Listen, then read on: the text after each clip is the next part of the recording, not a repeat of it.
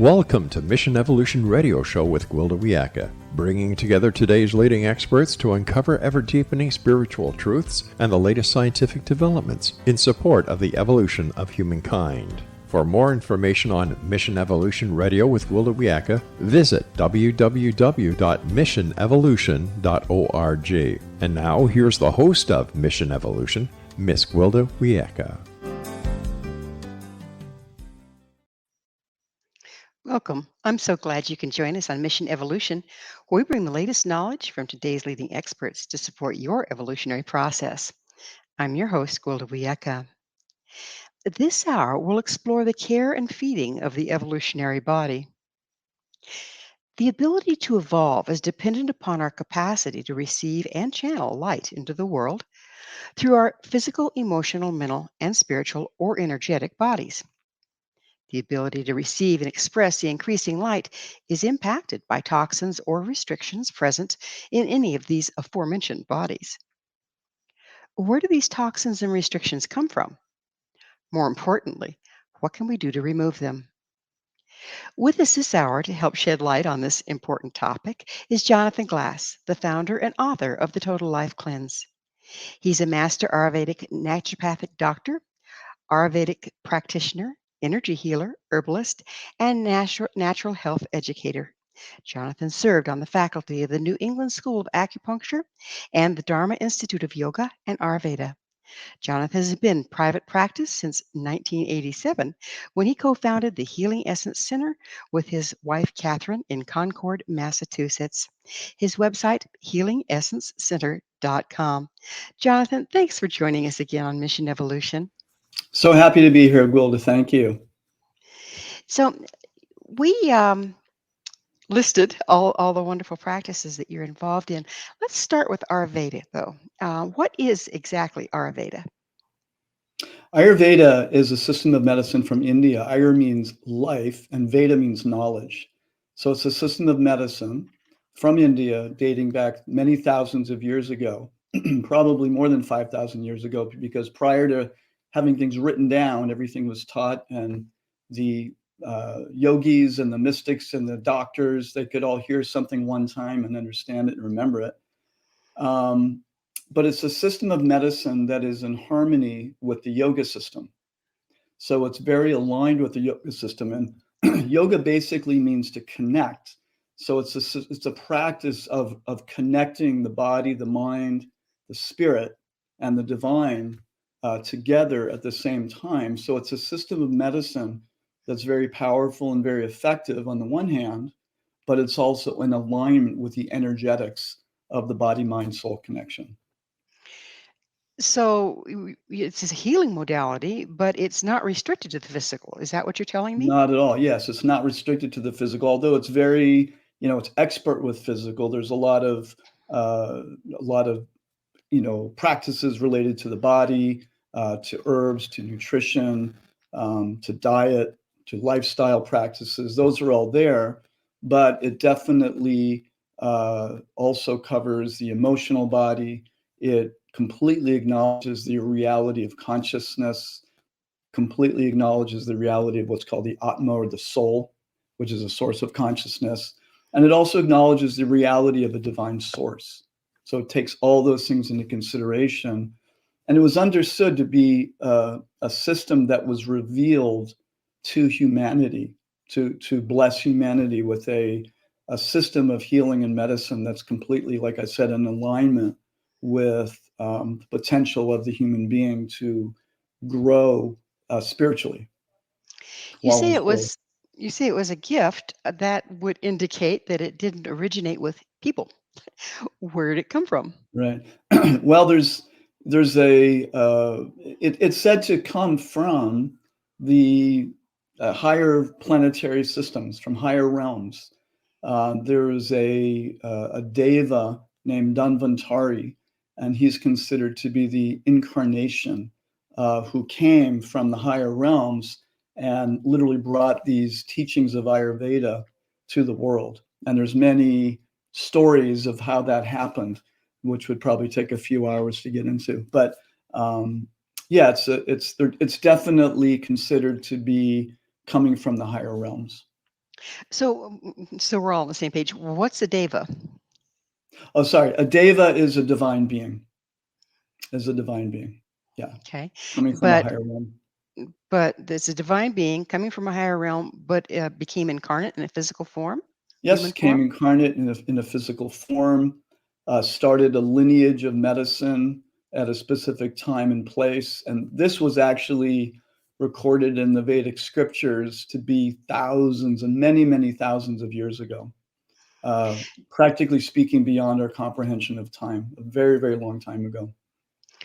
So, and then this is probably an unanswerable question, but is it like a person is born, they grow up to a certain point, and then for whatever reason, they are able to align with or attune with the frequency of the deva? Or does the deva incarnate in the infant before it's born? In this case, it was a deva who literally manifested without necessarily taking birth in a human form. And they manifested just like sometimes we hear stories of yogis. Maybe you've heard some stories of yogis that could manifest and demanifest and then remanifest. So it's kind of like that. They could manifest themselves from another realm, show up perhaps maybe in the Himalayas or some secluded place, and then make their way into society and begin their teaching to different yogis and practitioners, which then disseminated the teachings of Ayurveda. Not unlike some of the stories of Christ, right? Correct. Yeah, quite Yeah, similar. yeah. Quite similar. Interesting. Yeah. Interesting. So let's get down to evolution. How can an ancient form like Ayurveda help us personally now to evolve with the times, to evolve with the increased frequency that's now available? Yeah. So, the beautiful thing about Veda, which means knowledge is, sometimes I have a saying, truth is truth. When somebody says, oh, this religion says that, and that path says that, well, truth is truth. So these truths, they cross all borders, all designations, all bodies, minds, everything like that. And they're fundamental to the reality of the human being, who is made up of, from an Ayurvedic perspective, 24 material elements, which is a covering of our pure consciousness, or our Atma, or in our culture, we might call it the soul, which is our true being, our true essence, our most core essential self, which continues after the body may pass. So these particular practices that were taught in Ayurveda thousands of years ago, they're really not different. Some of them may be a little bit too difficult for us to do all of them in this day and age. But the basic teachings of how a human being can live and evolve and grow spiritually are the same. So in a very basic way, what Ayurveda is doing is helping to remove the obstacles to our spiritual growth and to bring in those things that enhance it. So So let that me can be related to diet, to mindset, to emotional healing, to so many things. So Ayurveda incorporates all of that. It includes astrology, it includes gemology, it includes psychology, but it's always in the context that you are a human being having a spiritual experience, or you're your spirit having a human experience. Yeah. So, from what you're saying there, am I to understand that the spirit that comes to be in these bodies Mhm. is present and perfect as it is, but we're limited how much of we can express by our physicality and the condition thereof? Yes. So it's yes, exactly. So our soul, or our spirit, is pure, it's unadulterated. It can't be cut, it can't be burnt, it can't be destroyed. It can't be harmed in any way, but it can be covered like a lampshade covers a light. Say a lampshade maybe is white, but then we pour black paint on it. Now the light doesn't come through as clearly because it's a black lampshade now. So we have these different coverings And some of the coverings are related to the conceptions of who we think we are. They're covered by what's called the three modes of nature, by different degrees of ignorance. And I like to sort of describe ignorance not just as to identify something, but ignorance is a form of ignoring something. So when we ignore our deeper essence, you can then say that we become ignorant because we're ignoring something. So the practice of Ayurveda is the process of going inward toward our true identity and removing those obstacles that are there, kind of like a cloud covering the sun. The sun may be shining and you can say, oh, the sun is not out today. No, actually it's out. It's behind those clouds. And I'm sure many people have been on an airplane where you go above the clouds and all of a sudden you see a beautiful sky and sun, and below you are the clouds. So when we have these different clouds around us, and these are called koshas or coverings of the soul. And, when we start to thin those koshas and start to thin those coverings, then the natural radiance of our true self starts to emerge more and more. So again, this practice has been around for a long, long time, and yet it would appear, and many people believe, that we have a greater opportunity to evolve into our true spirit at this time. Right. What is causing that opportunity, and how can we take advantage of it? Okay. So I'll mention something from the Vedic perspective. And it's kind of interesting because in the Vedic perspective, time is very, very vast. Without even millions and billions of years in terms of this particular universe, and far beyond what modern scientists even consider what's happening. But in the Vedas, it's described that there's 4 ages of time. There's a golden age, a silver age, a bronze age, and an iron age. And paradoxically, in the Iron Age, people live the shortest. It's an age where there's a predominance of quarreling and anxiety. So this is on one hand. So as you're saying, one hand you're saying, well, right now there's this huge opportunity for enlightenment.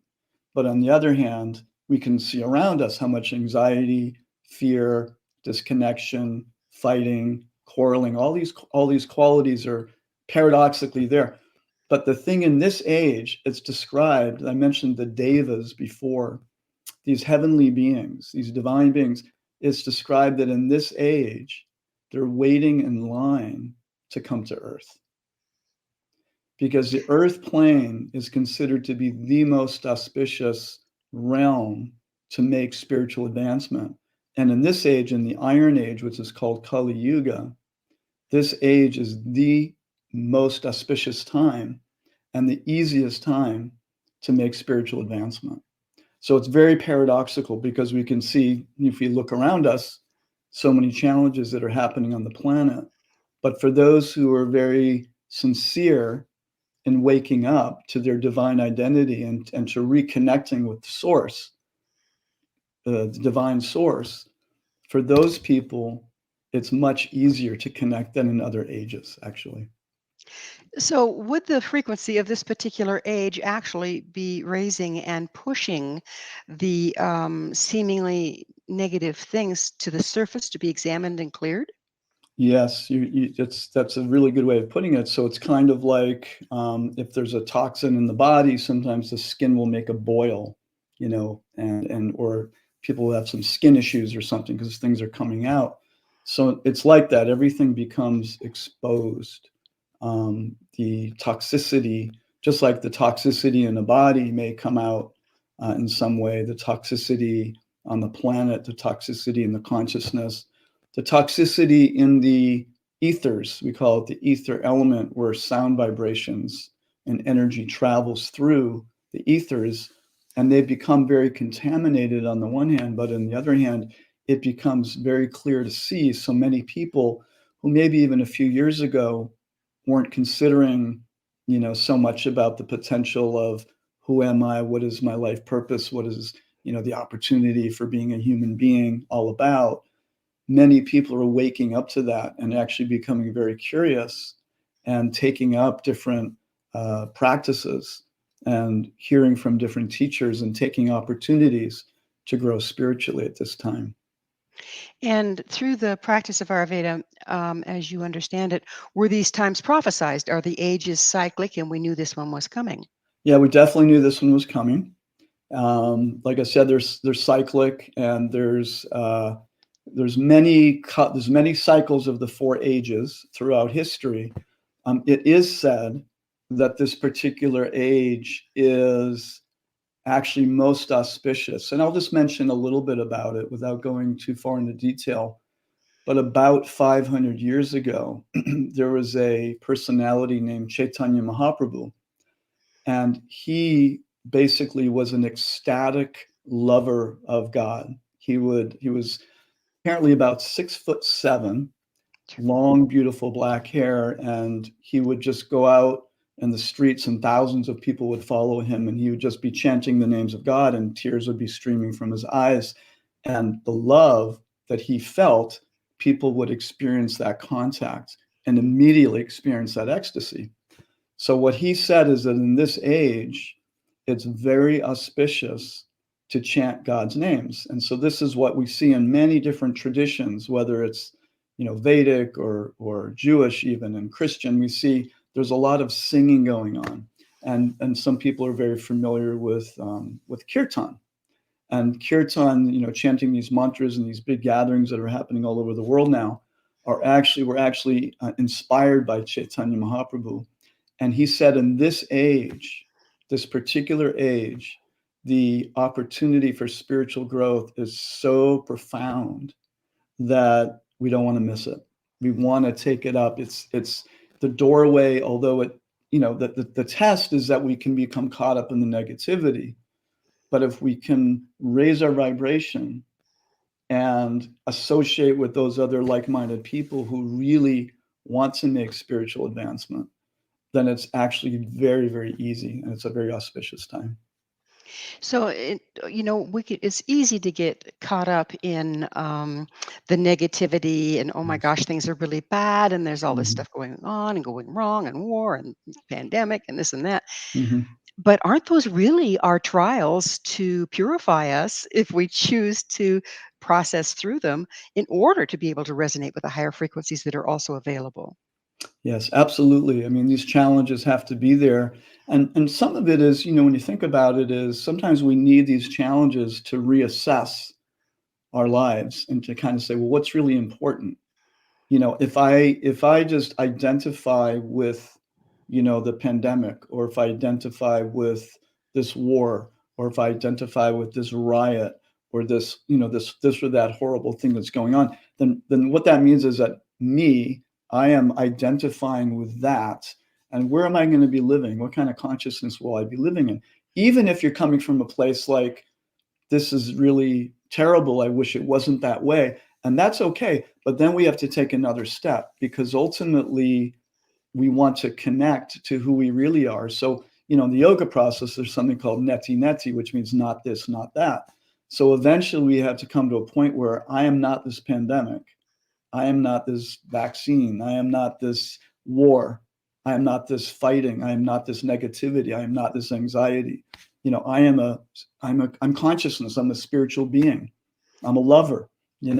So so sometimes these negative things make us take a look. And I think sometimes, just like, in a very simple way, if somebody has a health issue and they're dealing with it, they can identify, oh, I have this disease, and then just become completely depressed. Yeah, we But become many times, absorbed in it. We're going to have to, these health issues can Jonathan, be a Jonathan, we're catapult.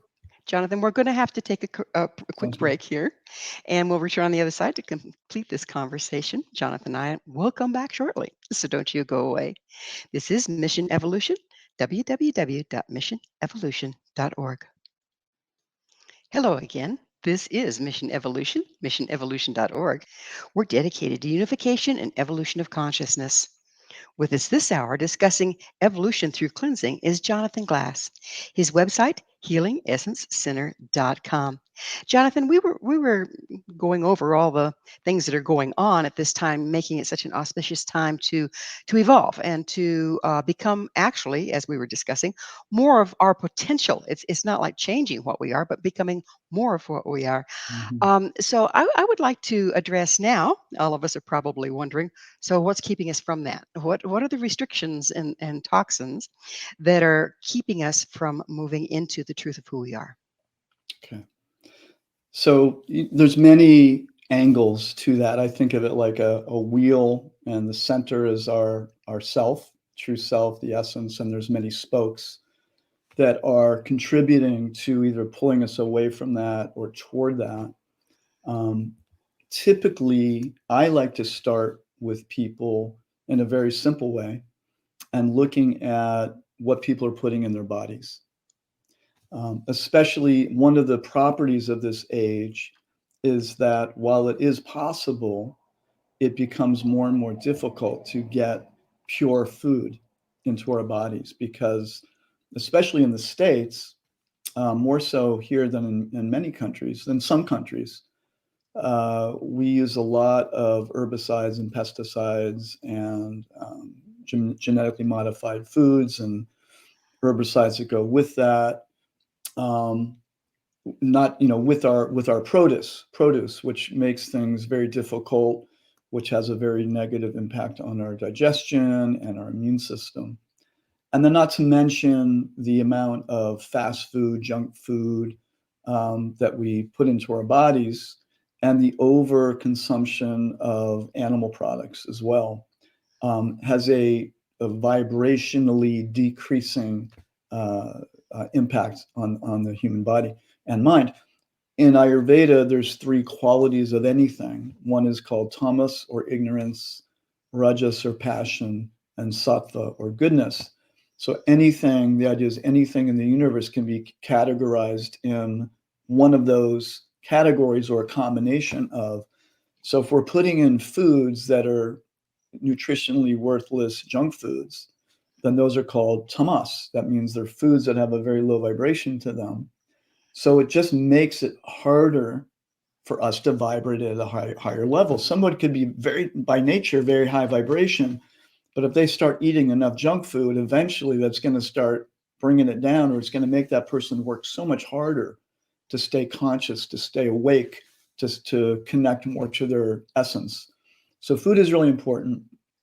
Toxins have a big impact, whether it's chemicals or heavy metals. Um, Different immune aspects are there too, where many people are walking around with low-grade viruses or low-grade parasites and bacterial imbalances. So these things are there, and some of that's from the food, some of that's from antibiotics, things like that. So there's a lot of different things that stress the body, which then ends up stressing the energetic body because it takes more chi or prana to stay at a high vibration. It starts impacting cellular energy because what are the cells doing? They're all about creating energy.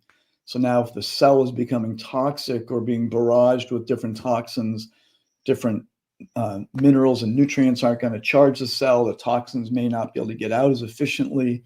So over time, these things really degrade our consciousness. Fluoride in the water is another thing that's very challenging. So we have a lot of toxins that we're dealing with. So in one sense, the first thing I like to do is let's start with the basics and try to really clean up our diet and do some really effective, efficient things to begin to remove the toxins.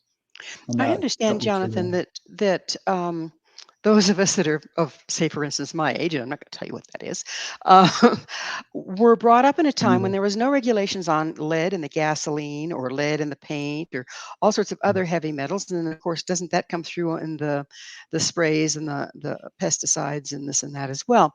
Right. So the lead and the other heavy metals have low conductivity, don't they? Is that interfering as well? Yes, they definitely do. And the lead goes deep into the bones. Typically, mercury can get into the nerve tissue very efficiently, get into the gut.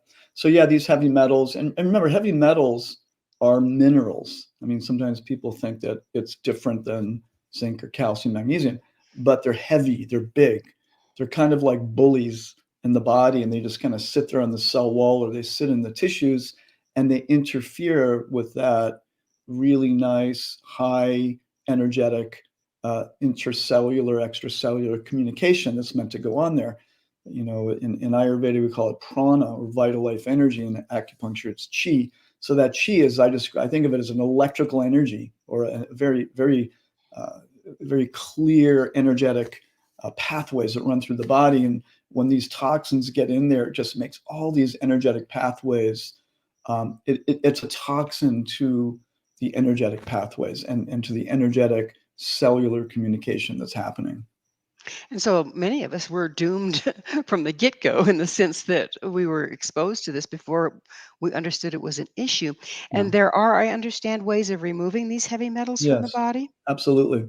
Yeah, there's definitely ways of removing the heavy metals. There's ways of removing, an abundance of parasites. A lot of people are walking around with low-grade, Lyme disease, or low-grade, Epstein-Barr disease. These different viruses that have gotten into the system, and it's becoming. There are technologies now that are becoming more available, that it's becoming more and more possible to clear these quite efficiently. So, there's definitely still hope. And it's not that we have to spend the rest of our life, digging out all the toxins. And remember, we also have to remember that the soul is very powerful. Our spirit is very, very powerful. So even while we're removing the toxins, we still need to be focusing on putting our attention on our divine true nature and our divine potential as a spiritual human being. So that energy itself will help us heal, and also even help us clear these toxins as well.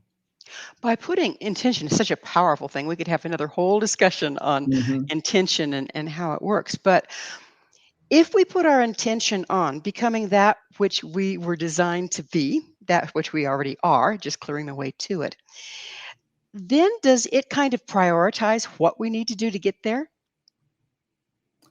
Yes, I would. That's a great way of putting it. And in one sense, that's what Ayurveda is about. Also, it's saying, okay, this is who you are. This is, you're a spirit soul, and you are meant to realize that in this life. But you have a body, and you may have a family, you may have kids, you may work in the world, you may do all these other things.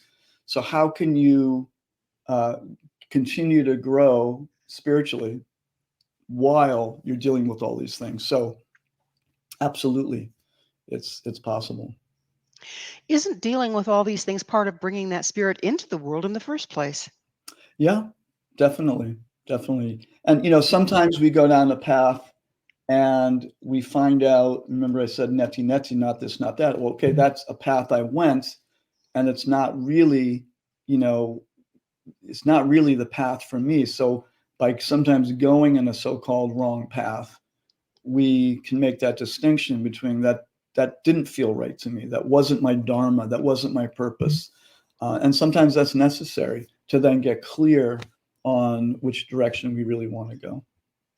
So the other thing that comes to mind here is, um, we're talking physically, the things that we have to clear out physically, and we've also touched in on the emotion and where our focus is, and Mhm. things like that. Mhm. Um, so if you start with your diet and start clearing out, what can you expect? I mean, as it's moving out, do we find that we've suddenly been identified with our toxins, with our parasites, with our um, uh, viruses? Is that part of who we've identified with? Well, unconsciously, for instance, a lot of I have patients that are, well, now we have long haul COVID, right? This is a reality. We've had long haul Lyme. We've had long haul Epstein Barr. We've had a lot of long haul, a lot of things. It's not just long haul COVID, um, which has its sort of unique slant also. But a lot of these long haul things, and what happens to people, and what I've seen over the years, is that people begin to identify very strongly with their symptoms. And, on the other hand, when I had Lyme a few years ago, I became all of a sudden very compassionate to those people who were identifying as being long haul Lymers, because it can be very challenging. But then the consciousness identifies with the symptoms, and then they feel maybe like a victim, and they go through life with this whole mindset. And that mindset also needs to be healed simultaneously while, you're clearing the virus in however way you're doing it, or clearing the parasite of the bug simultaneously. So sometimes people don't know that they've been identifying with a virus or a this or a that. But once they start feeling better, it's like, oh, I just feel better. I didn't even know I was so identified with that. And then there's an opportunity for clearing. But then that's where another level of work comes in, doing the emotional work, and then also doing the spiritual work of reawakening to who we really are.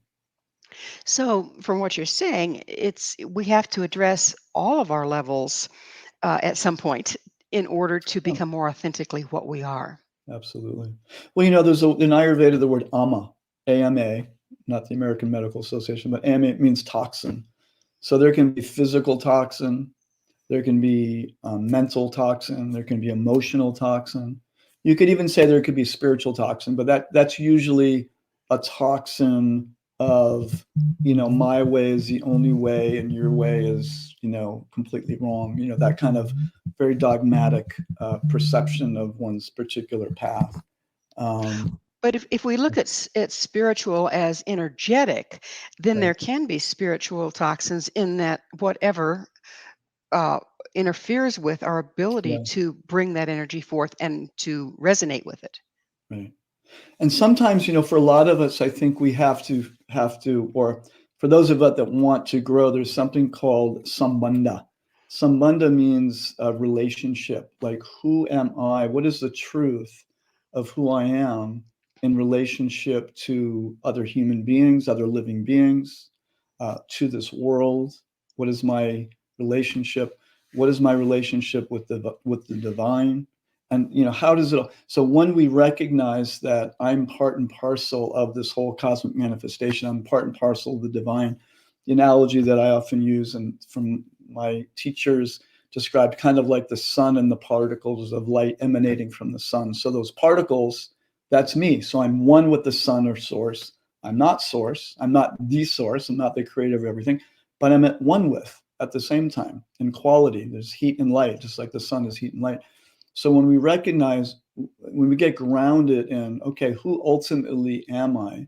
What is the potential of a human being? And this is where it's actually useful spending time with those who have a very strong realization of their own spiritual essence and nature.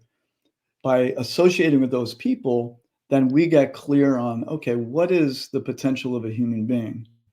What It goes is that? it goes And back. so that knowledge is very useful, and then we go- can proceed on our path.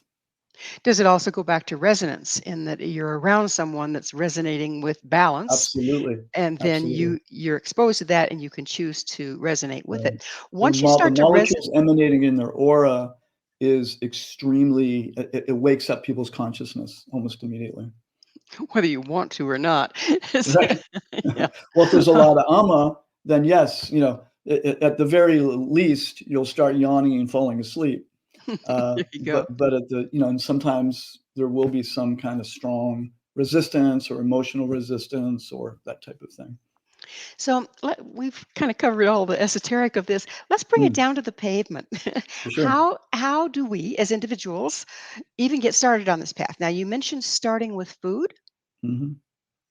Yeah, I mean, that's what I've been doing in my practice for, gosh, 25 years now, is taking a period of time, a couple times a year, to really eliminate those very common food toxins and do our best to eliminate other toxins from our environment and from in taking those particular substances.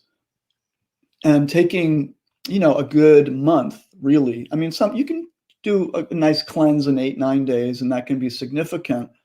But depending on what you really want to do, a month is a really good time. And that doesn't mean just eating, sprigs of lettuce every day. You can eat well, but eat super clean.